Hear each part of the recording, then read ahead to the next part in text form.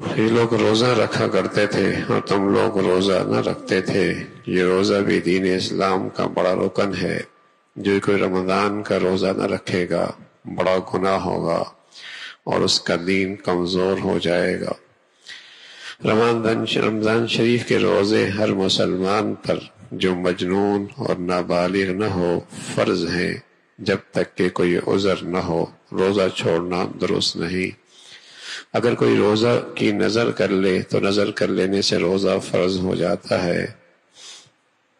رمضان کے روزے ہر مسلمان پر فرض ہیں بشرطیہ کہ کوئی شرعی عذر نہ ہو۔ جب سے فجر کی نماز کا وقت آتا ہے اس وقت سے لے کر سورج ڈوبنے تک روزے کی نیت سے سب کھانا پینا چھوڑ دینا اور زوجیت کا وظیفہ ادا نہ کرنا یعنی صحبت نہ کرے، شرع میں اس کو روزہ کہتے ہیں۔ زبان سے نیت کرنا اور کچھ کہنا ضروری نہیں، بلکہ جب دل میں یہ دھیان ہے کہ آج میرا روزہ ہے اور دن بھر نہ کچھ کھایا نہ پیا نہ ہم بستری کی تو اس کا روزہ ہو گیا۔ اگر کوئی زبان سے بھی کہہ دے کہ یا اللہ میں کل تیرا روزہ رکھوں گا یا رکھوں گی، یا عربی میں یہ کہہ دے بصوم غد نویت تو کوئی حرج نہیں، کہہ سکتا ہے، لیکن اصل نیت دل کی نیت ہے، اور دل کی اگر نیت ہو گئی اور زبان سے یہ الفاظ نہ بھی کہے تو کوئی حرج نہیں، اور کہہ دیے تب بھی کوئی حرج نہیں۔ اگر کسی نے دن بھر نہ تو کچھ کھایا نہ پیا، صبح سے شام تک بھوکے پیاسے رہے، لیکن دل میں روزے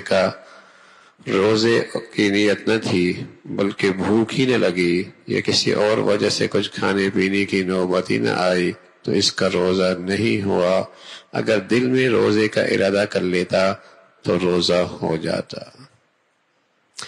شریعت میں روزے کا وقت صبح صادق سے شروع ہوتا ہے، اس لیے جب تک صبح نہ ہو کھانا پینا وغیرہ سب کچھ جائز ہے۔ بعض لوگ سحری کھا کر نیت کی دعا پڑھ کر لیٹ رہتے ہیں اور یہ سمجھتے ہیں کہ اب نیت کر لینے کے بعد کچھ کھانا پینا نہ چاہیے۔ یہ خیال غلط ہے۔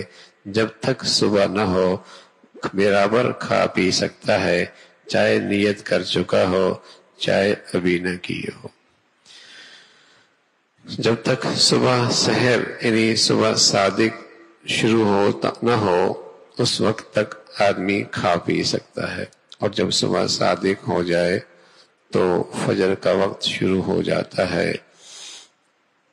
تو فجر کے وقت کھانا پینا صحیح نہیں، لیکن جب تک فجر کا وقت شروع نہیں ہوا اگرچہ 1 گھنٹہ پہلے اس نے سحری مکمل کر لی اور کر لی کہ میں روزہ ہے اور روزے کی نیت کر لی، لیکن پھر بھی صبح صادق ہونے سے پہلے اگر اسے کھانے کی ضرورت پڑ گئی پینے کی ضرورت پڑی تو کھا پی سکتا ہے۔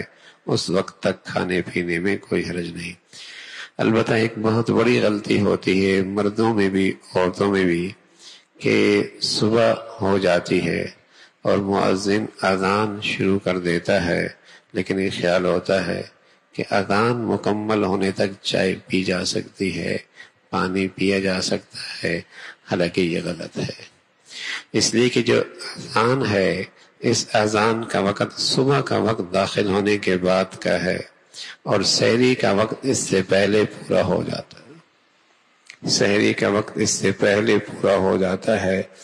اس کا بہت اہتمام کرنا چاہیے، بلکہ بہتر صورت یہی ہے کہ 2 چند منٹ پہلے کچھ وقت پہلے ہی اپنی سحری مکمل کر لے تاکہ بلا وجہ اپنی روزے کو شک میں نہ ڈالے اور خراب ہونے سے بچا لے۔ ورنہ عام طور پہ یہ کوتاہی ہوتی ہے کہ ابھی تو اذان شروع ہوئی ہے اور ابھی تو اذان مکمل ہوگی اور کھا پی رہے ہوتے ہیں اور سلسلہ چل رہا ہوتا ہے۔ تو ظاہر اذان صبح کے وقت میں ہوتی ہے اور سحری اس وقت تک ختم ہو جاتی ہے، تو اس کا بھی بہت اہتمام ہو۔ رمضان شریف کے روزے کی اگر رات سے نیت کر لی تو بھی کوئی حرج نہیں، رات کو کر سکتا ہے، اور صبح نئے سرے سے نیت نہ بھی کی تو اور سحری کر لی تو کوئی حرج نہیں۔ اگر کچھ کھایا نہ پیا تو دن کو ٹھیک دوپہر 1 گھنٹے پہلے رمضان شریف کے روزے کی نیت کر لینا بھی درست ہے۔ روزہ رکھوں یا نہ رکھوں، بیماری ہے، کوئی تکلیف ہے، کہیں اس بیماری کی وجہ سے روزے کی وجہ سے تکلیف بڑھ نہ جائے، بس اسی خیال میں 8 بج گئے، 9 بج گئے، 10 بج گئے، 11 بج گئے، لیکن کچھ کھایا کچھ پیا نہیں ہے، اور اس وقت بھی اگر اس نے روزے کی نیت کر لی تو روزہ ہو جائے، اس کا روزہ ہو جائے گا رمضان شریف کے روزے میں۔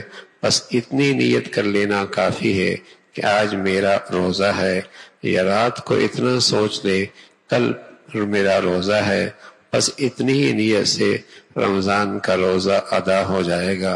اگر نیت میں خاص یہ بات نہیں آئی کہ رمضان کا روزہ ہے یا فرض روزہ ہے، رمضان ہے، تب بھی روزہ ادا ہو جائے گا، تب بھی روزہ ادا ہو جائے گا، اور وہ رمضان کا روزہ ہی ہوگا۔ اسی طرح حدیث میں آتا ہے کہ اسی طرح شعبان کی 29 تاریخ کو اگر رمضان شریف کا چاند نکل آوے تو صبح کا روزہ رکھو، اگر نہ نکلے یا آسمان پر ابر ہو اور چاند نہ دکھائی دے تو صبح کو جب تک یہ شبہ رہے کہ رمضان شروع ہوا یا نہیں، روزہ نہ رکھے۔ حدیث شریف میں اس کی ممانعت آئی ہے، بلکہ شعبان کے 30 دن پورے کر کے رمضان کے روزے شروع کرو۔ ہاں اگر اس کا اعلان ہو جائے تو پھر رمضان کا روزہ شروع کر دو۔ البتہ رمضان کی ایک اہم عبادت ہے، وہ 20 رکعت تراویح ہے، اس کا اہتمام ہو۔ یہ 2 کر کے پڑھ سکتے ہیں اور 4 کر کے بھی پڑھ سکتے ہیں، البتہ 2 رکعت کر کے پڑھنا یہ اولا ہے، اور اس کو بلا وجہ چھوڑنا گناہ ہے۔ عام طور پہ لوگ سمجھتے ہیں کہ تراویح ہی تو ہے، کوئی فرض تھوڑی ہے، کوئی واجب تھوڑی ہے، نانا اس کی عادت بنا لینا اور بلا عذر اسے چھوڑ دینا یہ گناہ کی بات ہے۔ اور یہ بھی عجیب رواج نکل آیا ہے، کوئی 4 پڑھ کے جا رہا ہوتا ہے، کوئی 6 پڑھ کے جا رہا ہوتا ہے، کوئی 8 پڑھ کے جا رہا ہوتا ہے، کوئی 10 پڑھ کے جا رہا ہوتا ہے۔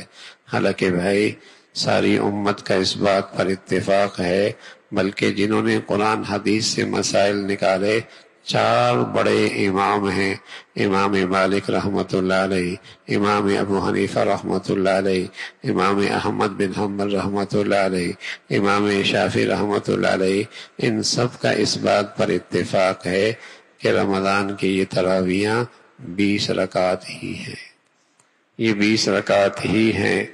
ہاں تو یہ جو رواج چل پڑا، کوئی 4 پڑھ کے جا رہا، کوئی 6 پڑھ کے جا رہا، کوئی 8، کوئی 10، کوئی 12، ہاں تو یہ ایک دیکھا دیکھی یہ سلسلہ چل رہا، اور بلکہ اب تو مکمل طور پہ اس پہ پروگرام شروع ہو گئے۔ جی تراویح سنت ہی تو ہے، سنت ہی تو ہے۔ ہاں اتنا لہجے کے اندر ایسی بے ادبی ہوتی ہے، یہ سنت ہی تو ہے۔ ارے سنت ہے، محمد رسول اللہ کا عمل ہے، اور رمضان کی ان مقدس گھڑیوں میں تراویحوں کے ذریعے قرآن سننا بہت بڑی سعادت ہے۔ پورا قرآن سننا بھی سنت ہے، اور 20 رکعت تراویحوں کا سلسلہ یہ مستقل سنت ہے۔ پورا سال قرآن سننے کی توفیق نہیں ہوتی، اللہ رمضان کی مبارک گھڑیاں دیتا ہے، اس کے اندر بھی یہ محروم ہو جائے بڑی بد نصیبی ہے، اس کے اندر بھی محروم ہو جائے بڑی بد نصیبی ہے۔ اس لیے کہ رسول اللہ صلی اللہ علیہ وسلم نے اس بد نصیب کے لیے بد دعا فرمائی ہے، اس بد نصیب کے لیے بد دعا فرمائی ہے جو رمضان کی مقدس گھڑیاں پائے اور پھر بھی اس کی بخشش نہ ہو۔ جہاں اللہ رب العزت کے ہاں قدم قدم پہ بخشش کے اور نوازنے کے اور رحمتوں کے بہانے ہیں، اور یہ شخص پھر بھی محروم رہا، بد دعا ہے، بڑا ہی نالائق ہے یہ۔ تو میرے عزیزو، یہ گھڑیاں تو بہت مبارک ہیں، بڑی سعادت کی بات ہے کہ اللہ رب العزت ہمیں صحت کے ساتھ، عافیت کے ساتھ، ایمان کے ساتھ یہ مبارک گھڑیاں عطا فرما رہے، تو بہت خوشی کے ساتھ اور بہت ہی ذوق شوق کے ساتھ قرآن سنا جائے، تراویحوں کا اہتمام ہو، مرد بھی کریں، عورتیں بھی کریں، بچے بھی کریں، ہاں اپنے نوجوانوں کو، اپنی جوان بچیوں کو، ان کو بھی اس کا اہتمام کروائیں کہ رمضان کی مبارک گھڑیاں ہیں، یہ عبادت کا مہینہ ہے، یہ اللہ سے تعلق بنانے کا مہینہ ہے اور اپنی آخرت دنیا سنوارنے کا مہینہ ہے۔ اس انداز سے اس کا اہتمام ہو۔